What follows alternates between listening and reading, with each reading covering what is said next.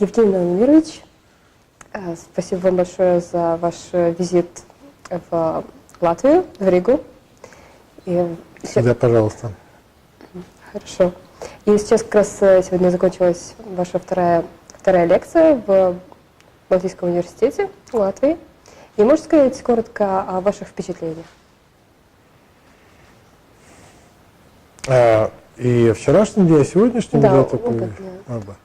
У меня очень хорошее впечатление, и замечательно, что такие встречи и такие возможности появляются, такие встречи проводятся. Прежде всего, это возможность донести профессиональные знания, да, экспертные знания до широких кругов. И, как мне кажется, как специалисту, именно в этих знаниях и в этой информации очень многие люди нуждаются. И по той реакции, которая была и вчера, и сегодня, мое предположение подтверждается. И я уже не раз слышал, что открыл какие-то новые стороны реальности, какую-то дал очень интересную информацию, интересную точку зрения. Не только интересную, но и полезную. И для меня, так же как для, как для меня, как для специалиста, и как для человека, я же не делаю, не занимаюсь наукой только для того, чтобы удовлетворять там личную любовь. Я лично. Вот. Я всегда хотел, и для меня это огромная радость, огромное удовольствие, если моя работа приносит кому-то пользу, и кому-то как-то помогает, и облегчает или жизнь, или как-то поддерживает, и дает какие-то нужные, полезные инструменты, знания. И если это получается, во-первых, такая возможность, к сожалению, не всегда есть. А вы такую возможность предоставили.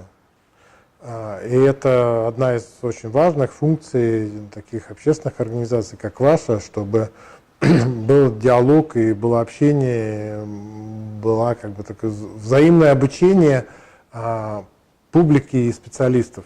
Вот, потому что если ты там сидишь где-то какой-то башне из слоновой кости или там просто сидишь в академической аудитории, даже со студентами, там многие моменты ограничены, а в общем-то настоящее, я думаю, признание любого гуманитария, специалиста по социальным наукам, чтобы его знания, они вливались в мозги общества.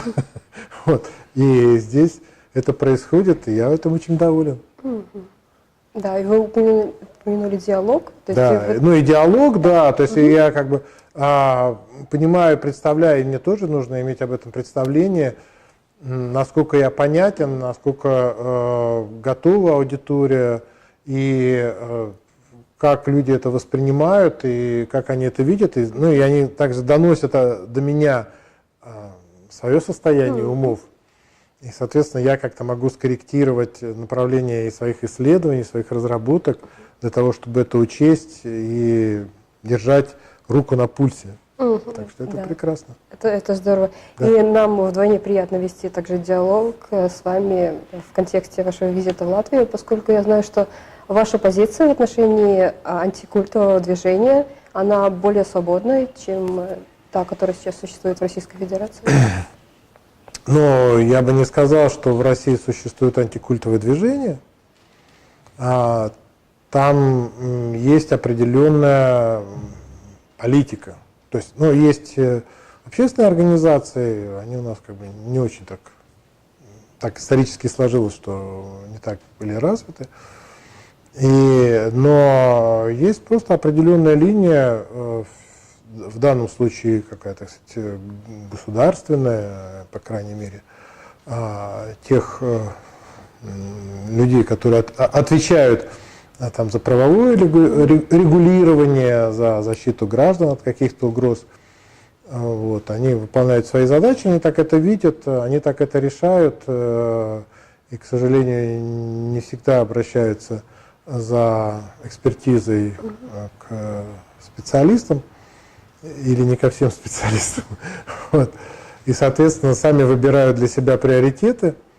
А эти приоритеты, они могут быть зачастую связаны не с уровнем реальной, но с точки зрения как бы научной такой, да, экспертной угрозы тех или иных там организаций или деятельности тех или иных организаций. Вот, у них как свои там галочки, свои критерии, и они по ним работают по своим планам. И зачастую, конечно, очень жалко, что нет какой-то возможности помочь им направить свои усилия как-то более плодотворно и более целенаправленно. Вот. Я, к сожалению, испытываю по этому поводу довольно глубокое сожаление. Да, мы полностью разделяем ваше сожаление в Вот, отношении потому этого. что и речь идет во многих случаях об организациях, которые я достаточно хорошо знаю как эксперты, по которым я делал в свое время немало экспертиз. И в том числе, ну, например, по тем там, свидетелям Иеговы, я еще 8 лет назад, ну там чуть может быть поменьше, когда ко мне обращались с экспертизой их там, например, печатной продукции, я ее посмотрел, честно, как эксперт, очень тщательно проанализировал. Я сказал, что с моей экспертной точки зрения никаких признаков, ну,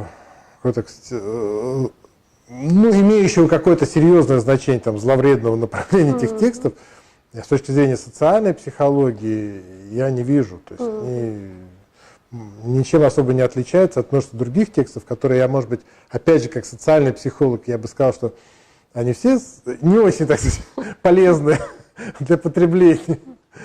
Но не в том смысле, что это они представляют какую-то действительно угрозу, там, тем более угрозу безопасности, еще чего-то.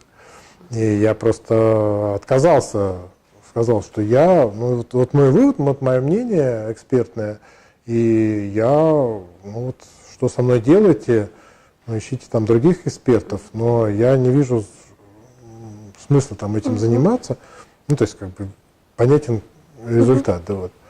И когда через 8 с лишним лет вдруг вся эта свистопляска возникла, в частности, вот с этой организации, при том, что к ней, конечно, много, так сказать, реальных претензий, может быть, но не в таком ракурсе, не в таком масштабе, не такой резкости, ну, скажем так, вот я бы сказал. Ну да, и то те аресты, которые Это сейчас при том, что существуют. я еще вот в 2004 году я достаточно активно участвовал в большом судебном процессе, который был по Московской организации свидетелей Иеговы, когда они были там впервые, вот, запрещена их организация. Но там была другая ситуация, там, и, собственно, речь шла о другом. Вот. И там были конкретные, ну, можно сказать, пострадавшие родственники, которые проделали огромную работу, я бы сказал, за экспертов, там, за следователей, за остальных, и собрали очень значительную доказательную базу, которая, ну, действительно представляла интересы. Я там, когда выступал в качестве свидетеля, специалиста, не эксперта, а специалиста с соответствующими познаниями, когда там меня 5 часов допрашивали, да, меня допрашивал там 2 часа представитель от обвинения и 3 часа адвокаты от свидетелей Иеговы. Вот. И когда они там по разным аспектам мне ставили разные вопросы, я достаточно уверенно отвечал, потому что я знал, понимал, о чем идет речь, и что, ну, как бы по этим моментам я могу представить достаточно обоснованную экспертную точку зрения. Да. При этом, как-то, ну, что меня спросили, то я ответил. Да, какое там решение принял суд, ну, вот, как бы моя экспертная совесть в этом отношении была вполне честна. Но я еще раз говорю, там речь шла о признаках вот, нанесения ущерба там, как конкретным личностям, да, конкретным семьям, конкретным ситуациям. И там это можно было разбирать, это можно было рассматривать, и был достаточно большой объем доказательного материала. Вот.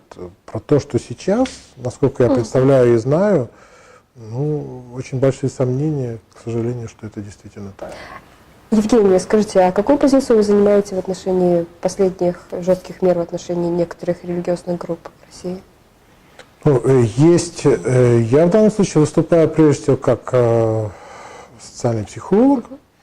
И в социальной психологии есть четкие понятия, представления и описания, и концепции манипуляции, психологического давления, группового психологического насилия.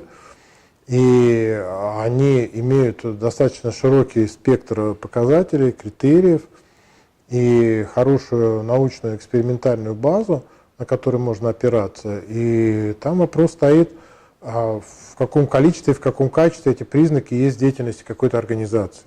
Вот. И когда я отвечаю на эти вопросы как эксперт, и, собственно, с этой точки зрения и сужу. За пределами этих показателей дальше уже выступают оценочные мнения. Вот. Но когда оценочные мнения фактически становятся обоснованием очень, так сказать, жестких судебных репрессий, к сожалению, я как эксперт, еще раз говорю, мне это очень неприятно и очень обидно. Да, согласна. Хорошо, спасибо тогда. И надеюсь, в будущем мы можем продолжить наше сотрудничество, нашей организации. Я с удовольствием. Да, спасибо. Я большим чувством глубокого удовлетворения. Спасибо.